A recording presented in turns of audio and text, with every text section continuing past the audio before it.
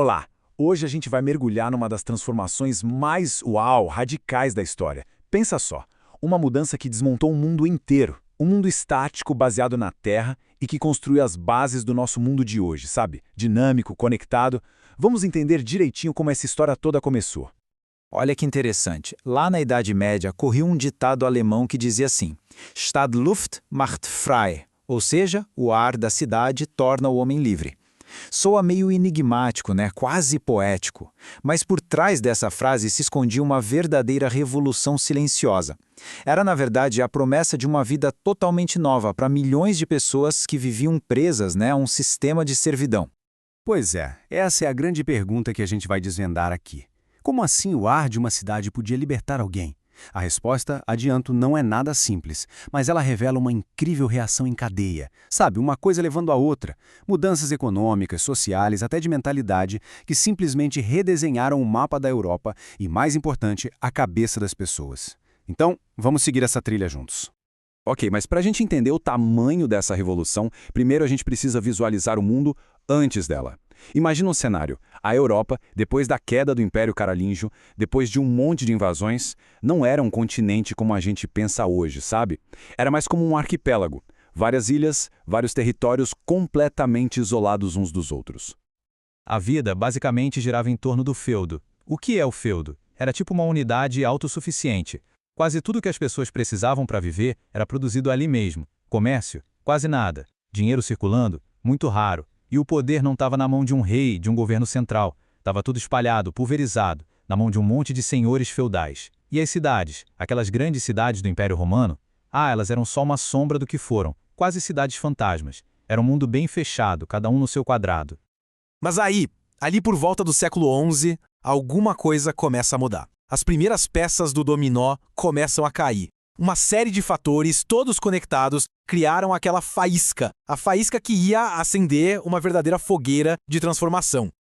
Vamos lá, foram 3 gatilhos principais. Primeiro, um pouco de paz. O fim daquelas grandes invasões trouxe uma certa estabilidade. E com mais segurança, as pessoas começaram a inovar na agricultura. Isso gerou uma verdadeira revolução agrícola. De repente, tinha mais comida disponível. E mais comida significa o quê? Exato, mais gente. A população da Europa simplesmente explodiu. A terra começou a ficar pequena para tanta gente. E aí que está o ponto-chave. Esse excesso, tanto de comida quanto de pessoas, virou combustível para a próxima grande virada.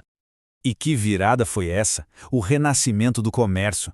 Todo aquele excesso de produção e aquela população crescente precisavam ir para algum lugar, né? E esse lugar foi o mercado. As chamas do comércio que estavam quase apagadas por séculos foram reacendidas com força total pela Europa. A economia que estava dormindo começou a despertar. E olha, foi um despertar espetacular. Mas calma aí, como é que esse comércio todo, em larga escala, se tornou possível? Foi preciso criar ferramentas novas, uma infraestrutura para isso. Começaram a surgir feiras gigantescas, como as da região de Champagne, na França, que eram tipo o ponto de encontro entre o norte e o sul da Europa. Novas rotas comerciais se abriram. E, o mais importante, surgiram inovações financeiras geniais. A letra de câmbio, por exemplo. Imagina que era tipo um cheque de viagem da Idade Média. Um comerciante podia comprar algo numa cidade e pagar em outra, sem precisar carregar um monte de moedas e correr o risco de ser roubado.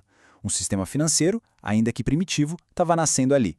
E quem eram as estrelas dessa nova era? A burguesia. Esse nome vem de burgo, que era como chamavam as cidades. Então, no começo, o burguês era só o morador da cidade. Mas rapidinho o termo passou a significar essa nova classe social, essa galera do comércio, os artesãos. E o poder deles era diferente. Não vinha de um título de nobreza, não vinha da terra, vinha do dinheiro, do capital, da capacidade de investir, de arriscar e, claro, de lucrar. Pela primeira vez em muito tempo, o status de alguém não era definido só pelo berço, mas pela sua habilidade, pelo seu trabalho. Era uma mentalidade completamente nova surgindo. Bom, e com tanto comércio acontecendo, era preciso ter lugares para isso, né? Centros para fazer as trocas, para produzir, para guardar a mercadoria. E foi assim que as cidades voltaram com tudo. Aquelas cidades antigas renasceram das cinzas e um monte de cidades novas foram fundadas.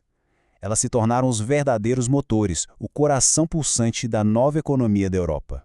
Só que essas cidades eram muito mais do que só centros econômicos. Elas eram como ilhas de liberdade num oceano de feudalismo. Os moradores da cidade, os burgueses, lutaram, negociaram, muitas vezes compraram a sua autonomia dos senhores feudais. Eles conquistaram o direito de se governar. E é aqui que a gente volta para aquela frase do começo. Se um servo fugisse do feudo, chegasse numa cidade e conseguisse viver lá por 1 ano e 1 dia sem ser pego, ele se tornava uma pessoa livre.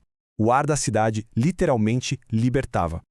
E dentro dos muros dessas cidades, um novo cenário de poder estava se formando. O centro da cidade medieval virou um verdadeiro palco. Um palco de uma disputa muitas vezes silenciosa entre 2 mundos. O mundo antigo, que estava morrendo, e o mundo novo, que estava nascendo.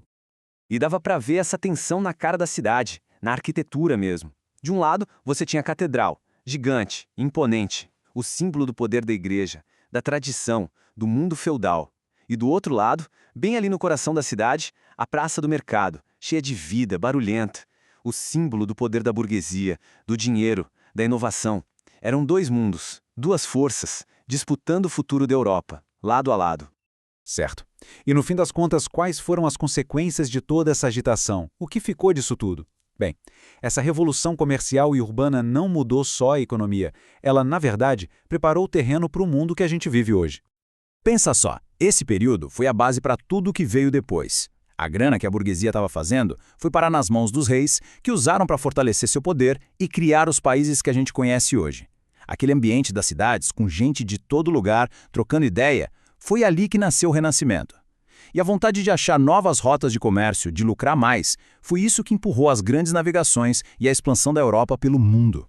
Então, resumindo a história, aquela sociedade parada, agrária, do feudalismo, foi trocada por uma sociedade dinâmica, movida a comércio e a capital. O poder saiu das mãos de um monte de nobres e se concentrou nas mãos dos reis, que se aliaram com a burguesia. E talvez o mais importante, uma nova mentalidade começou a tomar conta. Uma mentalidade que valoriza o lucro, o risco, a iniciativa de cada um, no lugar daquela antiga obediência e tradição. O mundo, de fato, nunca mais foi o mesmo.